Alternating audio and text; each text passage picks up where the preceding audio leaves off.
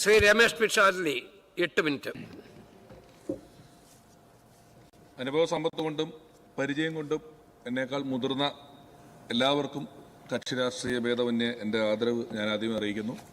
കേരളത്തിലെ ഉത്സവപ്പറമ്പുകളിലെയും പള്ളിപ്പറമ്പുകളിലെയും പിന്നീട് ലോകമെങ്ങാടും മലയാളികളുള്ള സ്ഥലങ്ങളിലെല്ലാം ഓഡിറ്റോറിയങ്ങളിലെയൊക്കെ മൈക്കുകളിലൂടെ സംസാരിച്ച എനിക്ക് ഇന്ന് ജനങ്ങളുടെ ശബ്ദമായി ഈ നിയമസഭയിലെ മൈക്കിലൂടെ സംസാരിക്കാൻ അവസരം തന്ന പാലക്കാടുള്ള ജനങ്ങൾക്ക്, ആ ജനങ്ങളുടെ ഇടയിലേക്ക് എന്നെ പറഞ്ഞു വിട്ട പാർട്ടിക്ക്, നേതൃത്വത്തിന്, മുന്നണിക്ക് എല്ലാവർക്കും നന്ദി പറയാൻ ഞാൻ ഈ അവസരം ഉപയോഗിക്കുകയാണ്. സാർ, നന്ദി. പണം കൊടുത്ത് വിജയിക്കാനാകില്ല എന്ന് അരിയാഹാരം കഴിക്കുന്ന പാലക്കാടുകാർ തെളിയിച്ച ഒരു വിജയമായിരുന്നു ഈ വിജയം. അരിയാഹാരം കഴിക്കുന്ന മലയാളി എന്ന പ്രയോഗം നമ്മൾ പലപ്പോഴും ഉപയോഗിക്കുന്നുണ്ടെങ്കിലും മലയാളിയെ ഇത്രയധികം അരി ഉൽപ്പാദിപ്പിക്കുന്ന സ്ഥലമായ പാലക്കാടുള്ള നെല്ല് കർഷകർ അനുഭവിക്കുന്ന പ്രശ്നങ്ങളെക്കുറിച്ച് എനിക്ക് മുമ്പ് ശ്രീ VT ബൽറാമും സുമേഷും ഒക്കെ സംസാരിച്ചതുകൊണ്ട് ഒരിക്കൽ കൂടി ആവർത്തിച്ച് ഞാൻ സമയത്തെ അപഹരിക്കുന്നില്ല. എങ്കിലും ഈ ബജറ്റിൽ സാറേ, ഈ നെല്ല് കർഷകരുടെ പ്രശ്നങ്ങൾക്ക് ഒരു സീസണൽ പ്രശ്നമല്ലാതെ ഒരു ശാശ്വത പരിഹാരം കാണുമെന്നൊരു വാക്കുണ്ടായിരുന്നു എന്നത് പാലക്കാടുള്ള ആളുകളെല്ലാം ഏറെ പ്രതീക്ഷയോടെയാണ് കാണുന്നത്.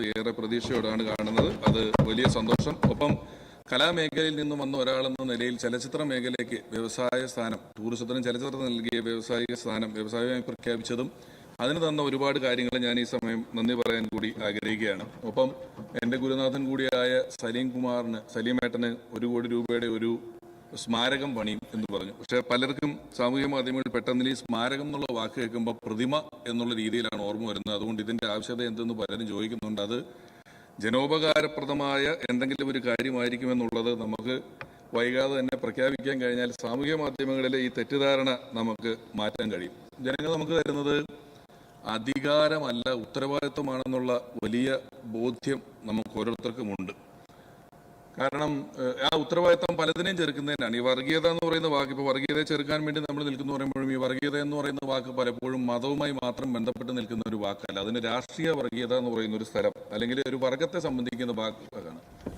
ഏതെങ്കിലും ഒരു രാഷ്ട്രീയ പാർട്ടിയാണെങ്കിലും അത് മറ്റെല്ലാവരും എതിർക്കപ്പെടേണ്ടതാണെന്നും മറ്റെല്ലാം ഇല്ലായ്മ ചെയ്യപ്പെടേണ്ടതാണെന്നും മറ്റാരും ശരിയല്ലെന്നും നമ്മൾ മാത്രമാണ് ശരിയെന്ന് വിശ്വസിക്കുന്നതും ഒരു വർഗീയത തന്നെയാണ്. ഞാനിപ്പോൾ പറഞ്ഞില്ലെങ്കിലും പിന്നീട് അവർ തന്നെ കണ്ടെത്തിയ ഇത്തവണത്തെ, ഞാൻ തന്നെ ആദ്യം കണ്ടപ്പോൾ അയ്യോ ഇത് കൊള്ളൂലല്ലോ എന്ന് വിചാരിച്ചതായിരുന്നു ഈ LDF അല്ലാതെ മറ്റാരുണ്ട് എന്ന് പറയുന്ന ഇവരുടെ ഒരു ക്യാപ്ഷൻ എന്ന് പറയുന്നത്. മറ്റാരെയും ഉൾക്കൊള്ളുക എന്ന് പറയുന്നത് അത്ര എളുപ്പമല്ല ഇവരെ സംബന്ധിച്ചിടത്തോളം. ഞാൻ തന്നെ പാലക്കാട് ജില്ലയിൽ നടന്ന ഒരു പൊതുപരിപാടിയിൽ എൻ്റെ എതിർ സ്ഥാനാർത്ഥിയെ കണ്ടപ്പോൾ അദ്ദേഹത്തെ കെട്ടിപ്പിടിച്ചു. ഒരു UDF-കാരൻ എന്നോട് നിങ്ങൾ എന്തിനാ എതിർ സ്ഥാനാർത്ഥിയെ കെട്ടിപ്പിടിച്ചെന്ന് ചോദിച്ചില്ല, തെരഞ്ഞെടുപ്പിന് ശേഷമാണ്. ഞാൻ അതിൻ്റെ കമൻറ്റ് ബോക്സ് നോക്കിയപ്പോഴും എന്തിനാണ് ഞങ്ങളുടെ സ്ഥാനാർത്ഥിയെ കെട്ടിപ്പിടിച്ചതെന്ന് ചോദിച്ചു. പിന്നെ എന്നെ ചീത്ത വിളിച്ചുകൊണ്ടിരിക്കുകയാണ് ഒരു പ്രദേശം മുഴുവൻ. ഞാനിതെന്താ ഇവരെങ്ങനെ വിളിക്കുന്നതെന്നൊക്കെ ആലോചിച്ചപ്പോഴാണ് അറിഞ്ഞത് നമ്മുടെ പ്രിയപ്പെട്ട ജനീഷിന് ചോറ് കൊടുത്തതിൻ്റെ പേരിൽ ഒരാളെ പാർട്ടിയിൽ നിന്ന് പുറത്താക്കിയിട്ടുണ്ടായിരുന്നു എന്നുള്ളത്. അപ്പോൾ ഇപ്പോഴും ഇൻക്ലൂസീവായി ചിന്തിക്കുക എന്ന് പറയുന്നത് ഇവർക്ക് സാധിക്കുന്നില്ല. എന്താണെന്ന് എനിക്കറിയില്ല. ഇൻക്ലൂസീവായി ചിന്തിക്കാൻ ഇന്ത്യയെ പഠിപ്പിച്ച ഒരു പാർട്ടിയുടെ പ്രതിനിധിയായി നിൽക്കാൻ കഴിയുന്നു എന്ന് പറയുന്നത് എൻ്റെ ഏറ്റവും വലിയ ഭാഗ്യമായി ഞാൻ കരുതുന്നു.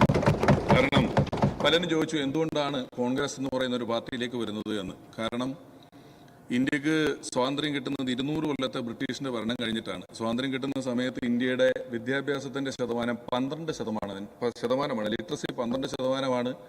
മനുഷ്യന്റെ ശരാശരി ആയുസ്, ഇന്ത്യക്കാരന്റെ ആയുസ് 35 വയസ്സാണ്.